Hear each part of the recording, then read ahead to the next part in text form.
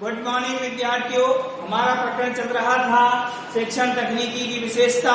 इसमें हमने नंबर 1 छात्र केंद्र बिंदु के बारे में पढ़ा। शिक्षण प्रक्रिया को प्रभावशाली बनाया जाता है।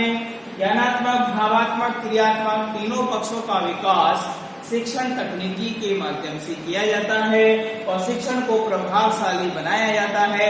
और हम बात कर रहे थे कि स्मृति, बोध, चिंतन, इसके द्वारा जो हमारी मेमोरी होती है, क्योंकि मेमोरी आपने पढ़ा कि मेमोरी दो प्रकार की होती है, अल्पकालीन और दीर्घकालीन, शॉर्ट टर्म और long term. Short term memory जो होती है, मैंने आपको पढ़ाया वो चीज जो मैं आपको समझा रहा हूं, यदि आपने उसे सुना और केवल आपने सुना तो वह आपके लिए शॉर्ट टर्म मेमोरी है।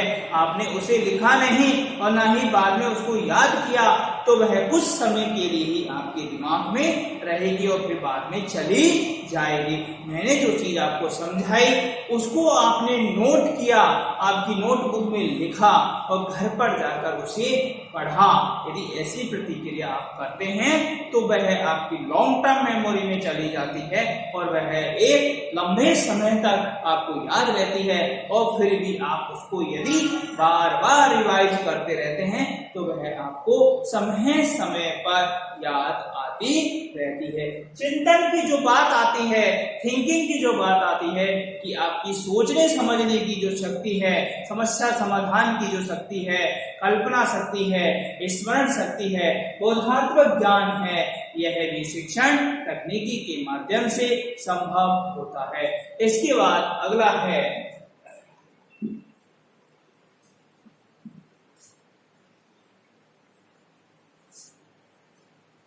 नेक्स्ट की बात की जाती है कि शिक्षण जो तकनीकी होती है इसका क्या है कि कौन, और अगली नेक्स्ट विशेषता कौन सी है, तो इसकी जो नेक्स्ट जो विशेषता है वह है कि इस तकनीकी में क्या होते हैं, दर्शन शास्त्र और समाज शास्त्र, यानी इस तकनीकी में दर्शन शास्त्र, समाज शास्त्र, समाज शास्त्र के साथ साथ मनोविज्ञान,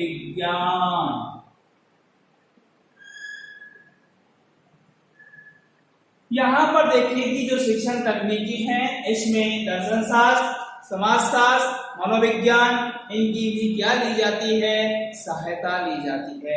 क्योंकि जो हमारा फिलोसफी का जो पार्ट है, सोशियोलॉजी का जो पार्ट है और साइकोलॉजी का जो पार्ट है, वह भी एक शिक्षण को प्रभावशाली बनाता है। क्योंकि मनोविज्ञान का जो अध्ययन है, मनोविज्ञान जो कहती है कि मनोविज्ञान के द्वारा मानव के व्यवहारों का अध्ययन किया जाता है।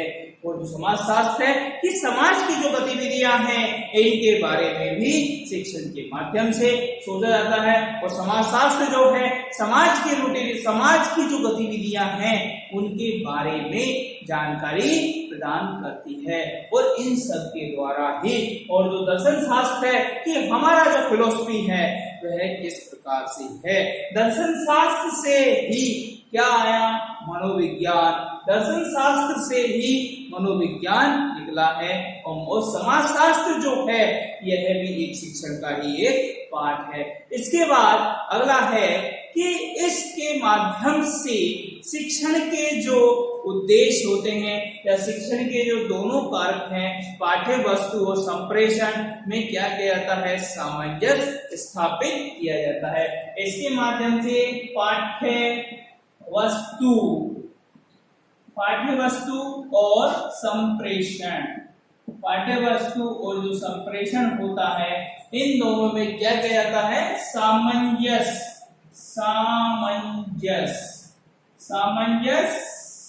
स्थापित, इन दोनों में क्या किया जाता है, सामंजस्य स्थापित किया जाता है। इसके माध्यम से, शिक्षण तकनीकी के माध्यम से हमारी जो पाठ्य वस्तु होती है और हमारा जो संप्रेषण होता है दोनों में ही इनका सामंजस्य स्थापित किया जाता है।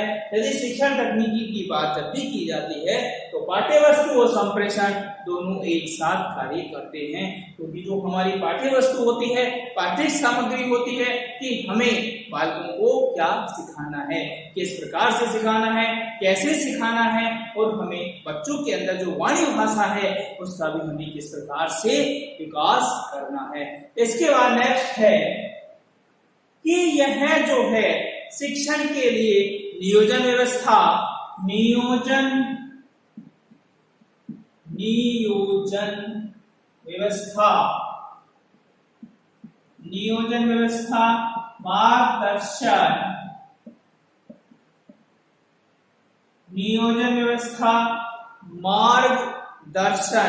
और नियंत्रण जैसे जो चर होते हैं इन पर कार्य करती है और इनके माध्यम से इन्हीं चरों का सोपानों में तार में स्थापित किया जाता है, यानी इनमें भी सामंजस्य स्थापित किया जाता है शिक्षण तकनीकी के द्वारा। यानी जो हमारी नियोजन व्यवस्था है, यानी जो हमें नियोजन करना है, जो हमें योजना बनानी है, किसी भी कार्य को करने से पहले उसका यानी योजनाबद्ध तरीके से यदि कोई भी कार्य किया जाता है तो निश्चित तौर पर उसमें सफलता अर्जित की जाती है। यदि योजनाबद्ध तरीके से यदि हम लक्ष्य और उद्देश्यों की प्राप्ति नहीं करते हैं तो हमें योजनाबद्ध तरीके से लक्ष्य और उद्देश्य की प्राप्ति नहीं होती है। और यदि हमें लक्ष्य और उद्देश्यों की प्राप्ति करनी है तो हमें योजनाबद्ध तरीके से कार्य करना है, और योजनाबद्ध तरीके से जब कार्य किया जाता है तो निश्चित तौर पर हमें सफलता मिलती है।